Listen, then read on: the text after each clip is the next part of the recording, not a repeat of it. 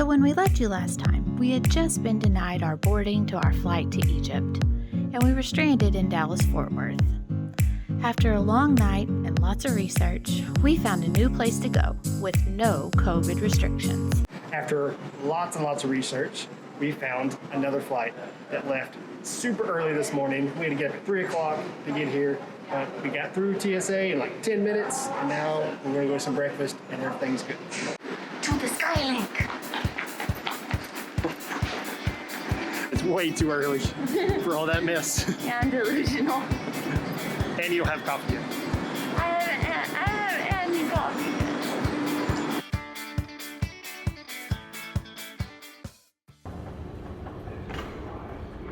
So creepy when it's all empty. Woo! That weirdo. People like this can sneak up on you.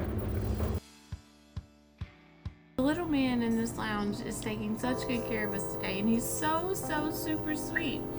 And it's like stark contrast, because last time we were in this lounge, the man at the food table was so mean, and I was afraid of him. Like I got kind of panicked, and I couldn't decide what I wanted, so I just like picked one thing and I ran away.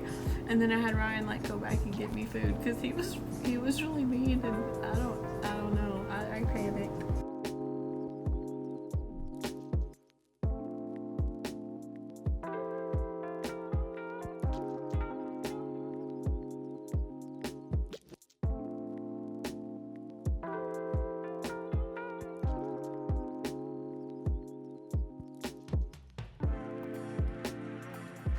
Alright, you guys, we have made it to Vienna. We have been traveling exactly like 60 hours now, I think. We left Thursday afternoon from Arkansas at about 3 p.m. It is now about it is now like 4 a.m. on Sunday morning we're super tired. We haven't slept at all. But we took our first Austrian air flight this time, and we were super impressed. Not only were the people super friendly and lovely and nice, the airplane was huge. We had tons of legroom. We got upgraded to an exit seat for no reason, just because the lady felt bad for us about our Egypt stuff. She asked why we were going to where we're going. We told her what happened, and she was like, "Oh, that's terrible and stupid. Would you like to sit in the exit row?" Yes, we would. So we got an upgrade. The food was delightful. Our muffin this morning for breakfast was homemade. Like, it came wrapped in saran wrap. I didn't even know that was legal, but like we didn't get a notice spunkmeyer, which those are delightful too, but it was like a fresh homemade muffin. The food was delicious. We got pasta for dinner. The quilt that they gave us, they didn't give us that nasty felt cheap blanket. We got a huge quilt that was like double-sided and padded and like homemade by your grandma or something. It was delightful. The whole flight, lovely and delightful. Austrian Air, 10 out of 10. Vienna Airport, not so much. There are no lounges open. There are no restaurants anywhere in this international terminal. We did find a loungy thing to sleep on though, and that was great.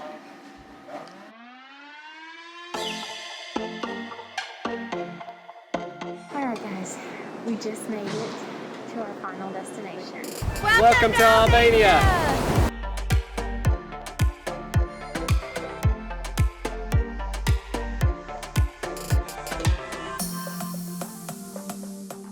We have made it to Tirana. We are exhausted. Yeah. So we're gonna go across the street and get some food because we are starving, and then we're gonna go to bed.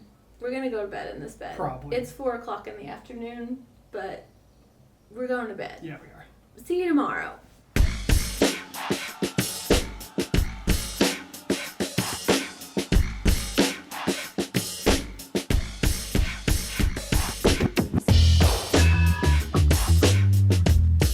Good morning, guys. We are on an early morning bus this morning. It's about 6:15, and we are going down to a small city. We believe it's pronounced Gjirokastër, and it's kind of a historical Ottoman city down in the very south of Albania.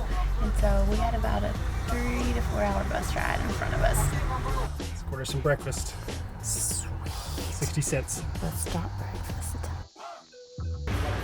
Holy moly, y'all, that is a pizza. Not sure it's the one we ordered, but it looks fantastic. Good choice. Davis. Oh, hot. I would say it's probably hot. Oh, wait a minute. Oh, wait a minute. All right, you guys, welcome to Gjirokastër, or Gjirokastra, or Gjirokastër, because everything in Albania is spelled 4 different ways. But anyway, this city is on the UNESCO Heritage Site list since 2005 as one of the preserved Ottoman cities of this part of the world.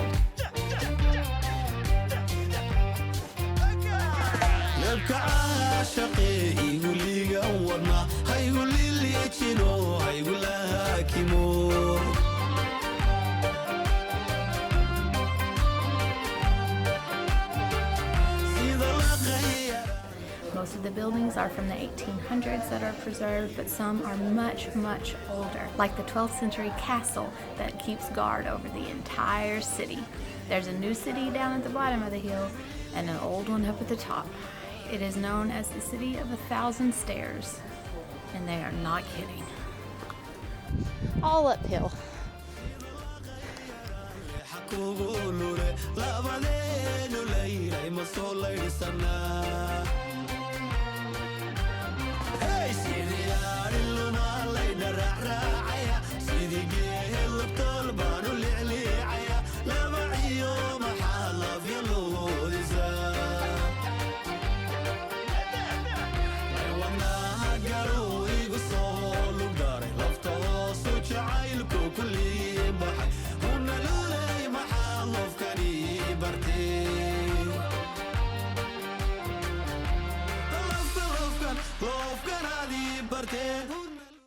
So there's a lot of old stone houses and stuff from the Ottoman era, and then also there is a giant fortress and castle that started being built in about the 12th century. So this place is from the 1100s, and in true Ottoman fashion, it is fabulously huge and amazing.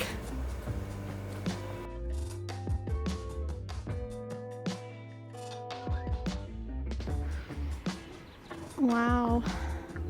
Well, you can see the whole city from up here.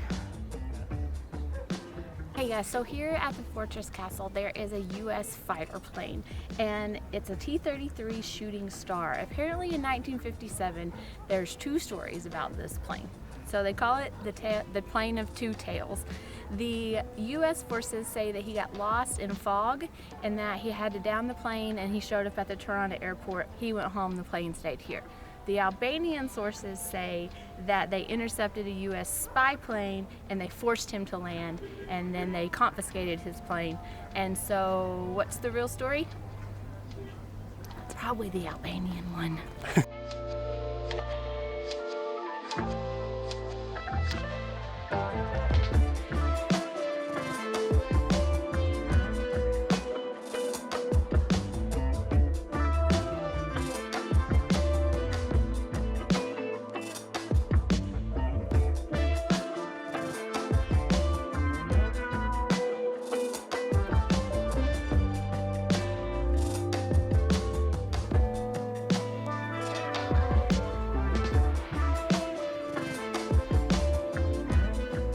So this castle is tied to the legend of Argiro, the princess.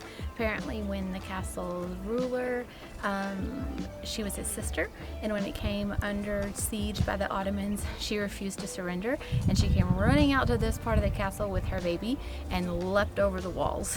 And somehow the child survived, and then the legend is that when she landed, milk flowed for the child, and archaeology seems to support the legend because at the bottom of the hill there's a patch of lovely white limestone that flows out from the castle. So the best thing about places like Albania, Guatemala, is they don't see huge amounts of tourist populations. So when you come to see something like this, like if this were in Central Europe, there would be guards everywhere, there would be gates everywhere, there would be ropes, there would be walls, there would be all sorts of stuff you can't climb on and can't touch.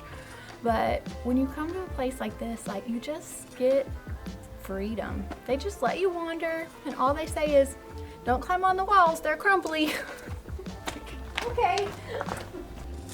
That's a creepy dark room. Oh, you found the poop chute. You guys, this place is huge. Like, it's huge. I found a tank. So this says, like Albania itself, the castle has been home to both Christian and Muslim rulers. And it says for a long time the castle was held by a sect of Islam called Bektashism. I hope I'm saying that right. That's what it looks like to me. And it was a sect of Islam that is extremely tolerant of other religions. And it says about 1/5 of Albanian population today identify themselves as being part of Bektashism. So that makes a lot of sense because they do identify primarily as being Muslim, but are extremely, extremely tolerant of other religions, which many, many Muslims are. But that explains it. So we started hearing all this rushing water. We're like, what is going on? And we just happened to come by one of the cisterns of this castle. Hear that? That are still running. So wow, that's a lot of water. So basically, because it's built up on a mountain and Albanian summers are long and dry, they had to build cisterns all underneath the castle, great big enormous ones, it says there are many, to catch rainwater from roof gutters and flow down into the cistern. Then that water both supplied the fortress and all the soldiers, but also flowed down into the fountains and stuff of the city. So cool. We just love these old cities. Cobblestone, yay! So we stumbled on some sort of amphitheater, I think, but right now it's being used as a kiddie paddleball court.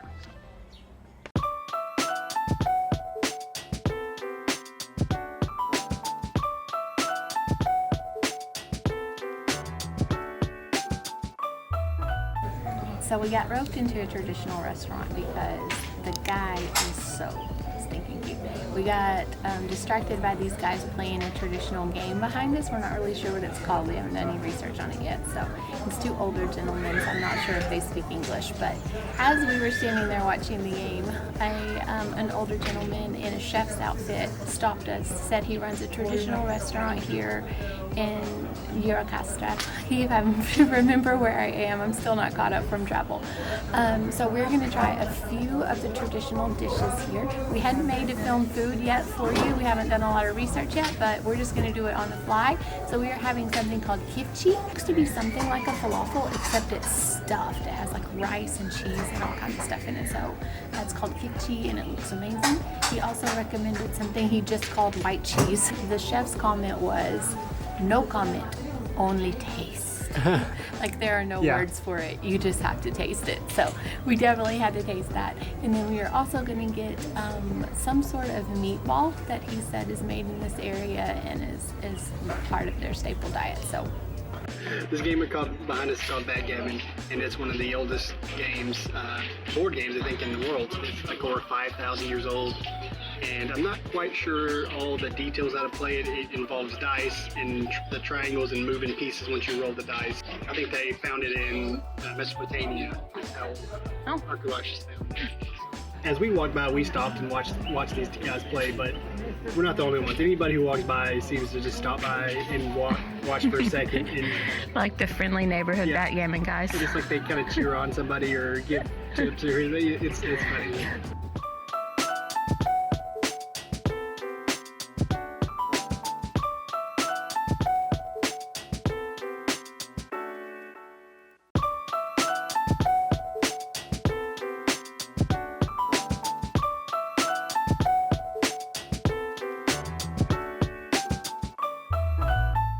Alright guys, so our food has arrived. That was really fast. Yeah. And it smells so good. Like, I don't even know. So this is the quiche. Let's see if I'm saying that right. Apparently it is like a fried ball of rice and goodness on the inside. Cheesy risotto. That looks amazing. This is what he called white cheese. He said there's no comment for it. You just have to taste it. And then that's the meatballs, which are more like meat sticks. This looks beautiful. Okay, so the quiche is super hot, so I'm gonna start with this white cheese business. Looks delicious. Oh, it's warm too. I wasn't expecting it to be warm. Did you burn your mouth?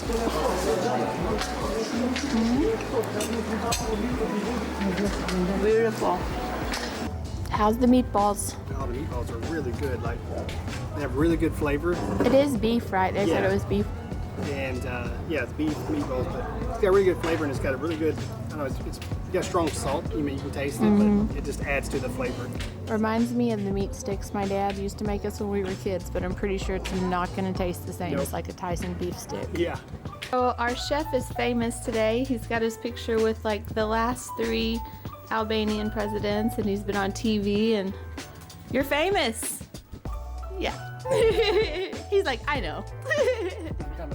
And the best thing was, all that food was $11. We're going on an adventure. Uh-huh. Where are you taking us? This can't be right. I mean, we're gonna get there, but Shortcut? there's this man. I don't know where the mess he has taken me. We've gone through people's yards, through a trail that was 10 years overgrown, and now we're going up something that doesn't even exist anymore. So that's cool. We're trying to get here. I think what you just brought me up was literally the goat path.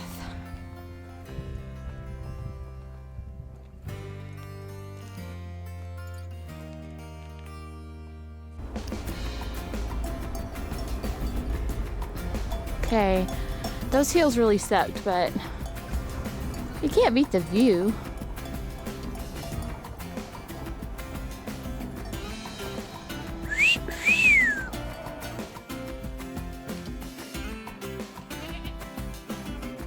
So when you're ready to get there, you find the sign and you pass these goats that I'm not sure what they've been, or these sheep, I mean, I'm not sure what they've been rolling in, but they stink and they're green. So they smell like poo. Alright guys, so Zakata house is basically an Ottoman era house. It was built in the 1800s, so definitely towards the end of the era. You're not going to get a lot of history out of me today, except that it's supposed to be one of the most well-preserved houses here in Gjirokastër, and it's a place you're supposed to visit. So, we going. It's the greeter. She's either the greeter or the guard dog, I don't know. Hi, princess. The toilet is that way. Such a fancy way to say toilet. Sounds so much better.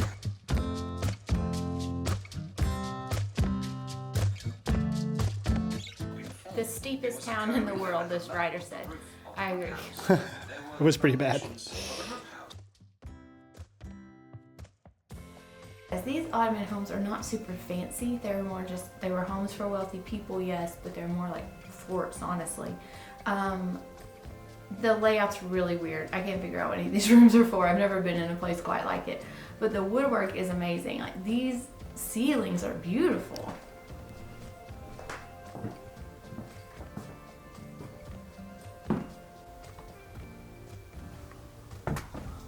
I found the big dog.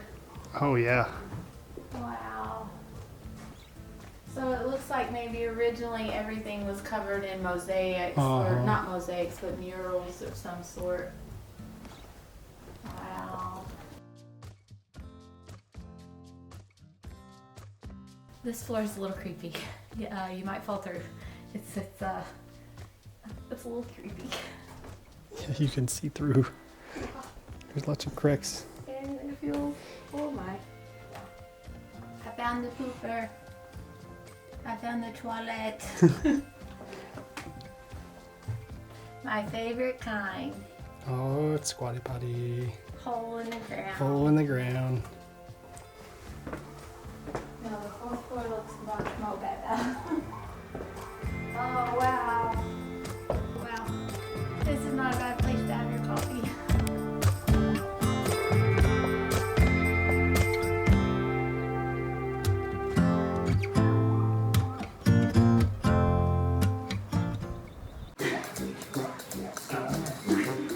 Are you cheesing in all of these pictures? Sorry.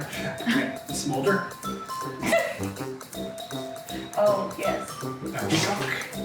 Peacock. Peacock McBigger.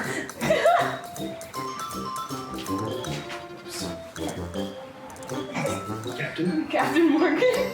Captain Post. Okay. I'm digging it. What else you got? What else you got, Fabio?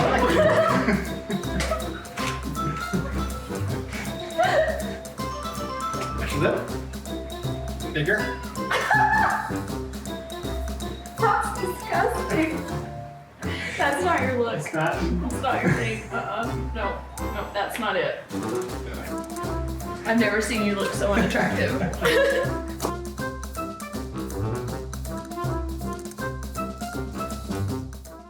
The story of the Zakata house is very much like a Romeo and Juliet. Apparently there were two families, the Zakatas and the B word. We've walked away from the sign now, so I don't know what it is anymore. Baba something. Yeah, Baba. The Babas. The Babas. The Zakatas and the Babas. They did not like each other. Their feud went on for like 300 and something years, and reportedly it was started by one of the Baba boys flashing a mirror to talk to one of the Zakata girls that he was not supposed to be talking to. So anyway, I don't know if this happened before their giant mansion was built or after. It didn't really say, but Ali Pasha, the big boy owner of the castle over there, gave this mansion to the Zakatas, so I imagine unless the Babas got one too, the feud just got even worse.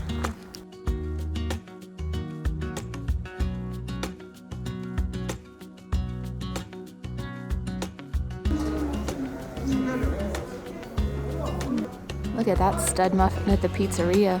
I'm gonna go say hey to him. You beat a peacock again? Oh, please do. We're at Pizzeria Liti, I think that's how we say it. And the lady that runs the store has been super nice to us. She's so sweet. And she said she had some leftover stuff for us that she can make for us, like a pizza and stuff, because not a whole lot of tourists right now. And so she's like, I'll make this, you put cheese and vegetables and stuff in this little pocket thing. And I was like, it's a hot pocket. I'm like, no, honey. It's a calzone. She's like, oh yeah. She's like, that's what I saw on mine. I don't know why I said hot pocket. I said pizza pocket. Pizza pocket. Not hot pocket. Okay, I thought you said hot pocket. But yeah, same Anyway, thing. no, she's been super nice. So, she recommended some food for us to eat, and it sounded fantastic. So, of course, we're like, yeah.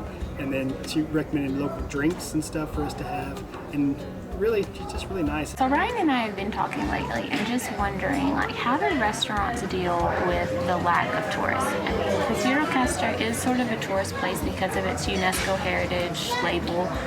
So both locals and foreign people come here to see the Ottoman homes and things like that. But, right now there just aren't that many tourists despite the photo shoot going on behind us right here.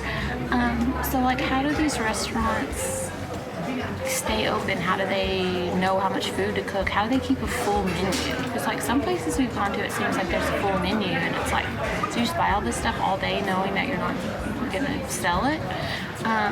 But this lady, she said, I've only been open again for 10 days, and the first week I cooked all my normal food, and I was taking home food, and so it didn't go to waste, and I wasn't selling it. So she said, now I'm only making a few things. She said, so really all I have is French fries and then salad left. The other thing that's really nice about this restaurant is it is in the center of Old Town.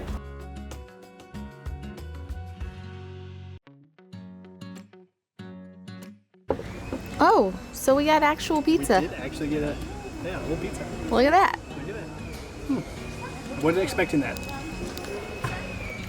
Sometimes this multiple language business, you just don't really know what you're getting. You just kind of have to trust the owner and be like, yeah, sounds good.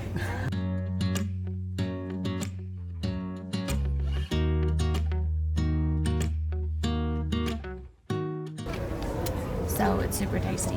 It's really, really good, especially for something that she just whipped up because she didn't have any food on hand. Pretty awesome. All right, Gjirokastër wrap up, or Gjirokastër, or Gjirokastra, whatever. lovely little town. New town's not cute at all. It's just a regular, like, communist block looking town. But Old Town, absolutely adorable. Prices here, super great. We ate most of our meals for $5 or $6 for both of us. Stayed in a nice little hotel that was $17 a night. The setting in the mountains is beautiful.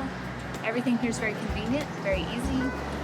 And so far Albania has been all together. Like, compared to Central America where we've come out of, everything here is very efficient, very easy to get done. We've not had any trouble with public transit, we've not had any trouble with money exchange, we've not had any trouble with getting communications, getting chips for our phones. It's been very easy, very efficient. So far, everything's going great. The people here have been super friendly and are genuinely, I think, excited to have you in their midst, because it's just been, you know, Albania's not a huge tourist population anyway, but it is growing on the European front because of the Riviera, because of some of the Ottoman history. But right now, you know, COVID has killed even that. So they definitely are happy to see you. Many restaurants just opening back up, and so yeah, it's been awesome to be here, and now we're ready for the beach. There's a big fingerprint on that. Oh, if you're flying, the plane's definitely going down. No. 100%. It's going down. Yesterday, don't say yesterday. Poor Teddy. He's punished. He got duct taped to the pole. I almost got ran over filming the Teddy. We are safe and sound after a very, very long, like, I don't know, 3 days of travel. But Ryan's bag, it is not.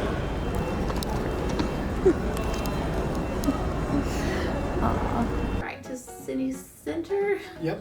I promise I'm not drunk. I'm just so tired. Okay, guys, I love that the Viennese waltz is playing when you fly Austrian Airlines. That's the boarding music and the deboarding music. Alright guys, since Albania has such a ridiculous history, we've decided to start a brand new series this week. Videos are going to come out midweek, and we're going to go all History Channel vibe on you. So make sure you subscribe and hit that bell so you don't miss any of our next videos, because you do not want to miss this incredible Albanian Riviera.